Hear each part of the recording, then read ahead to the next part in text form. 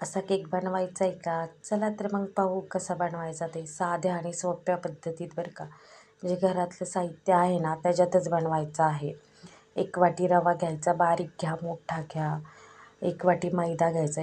ज्या वाटीने घ्याल ना त्याच वाटीने मैदा घ्यायचा आणि तेवढीच वाटी आहे ना पिठी साखरही घ्यायची.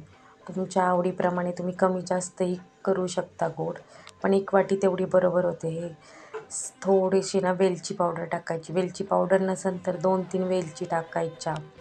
थोडीशी ना 2 चमचे तरी टाकायचे वेलची पावडर, छोटे मोठे नाही.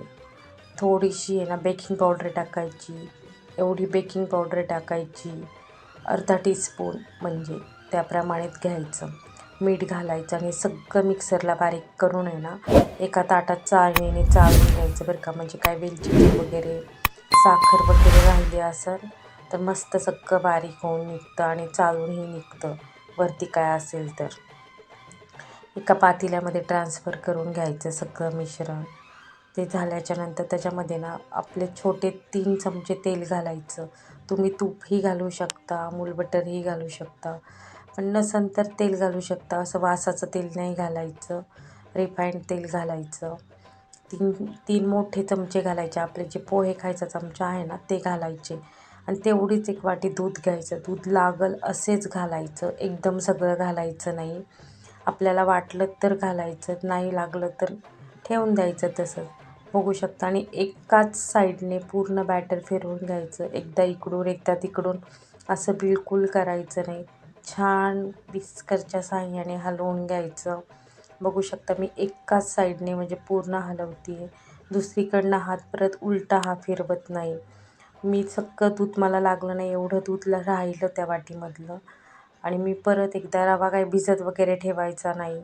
असं वाटतं की रवा फुगतो वगैरे नाही. पातेलं घ्यायचं एक असं, त्याला थोडंसं तेल चोळून घ्यायचं. तेल चोळल्याच्यामध्ये थोडासा मैदा आहे तो पूर्ण पातेल्याला सगळ्या साईडने लावून घ्यायचा बरं का. म्हणजे आपला केक आहे ना त्याला चिटकत नाही. तुमच्याकडे बटर पेपर असेल तर तोही तुम्ही घालू शकता. मी पूर्ण सगळा लावून घेतला. केलेलं जे बॅटर आहे ते सगळं ओतून घ्यायचं बरं का पूर्णपणे. पातेल्याच्या साईडला बिलकुल लावायचं नाही, ते पूर्ण करपलं जातं. मग पूर्ण वरनं वतायचं, टॅप करायचा 2दा, कढई तापायला ठेवायची. 30 मिनटं म्हणजे अर्धा तास ते 45 मिनटं एवढा टाईम लागतोच केक व्हायला. आधी हाय गॅस करायचा, नंतर लो गॅसवरच करायचा, मधी चेक करायचं. बघू शकता आपला 55 मिनटं लागले मला केक बेक होण्यासाठी. खूप छान झाला होता, बघताय तुम्ही. असा एकदम स्पॉन्जी केक झालेला आहे आणि खरं म्हणजे मी पहिल्यांदाच केला पण तो खूप छान झालेला आहे. अशा पद्धतीने तुम्ही एकदा नक्की ट्राय करा, मी सांगते म्हणून. व्हिडिओ आवडल्या व्हिडिओला लाईक आणि सबस्क्राईब करायला विसरायचं नाही. तुमच्या आवडीप्रमाणे तुम्ही कसाही चिरू शकता. मी असे छोटे छोटे त्याचे तुकडे केले होते. अशा पद्धतीने तुम्ही कसेही करू शकता, तुम्हाला आवडतात तसे. चहाबरोबर, दुधाबरोबर पण खूप छान लागतो. बघू शकता किती स्पॉन्जी झाले आणि घरातलं जेवढं साहित्य आहे तेवढ्याच साहित्यात केक झालेला आहे.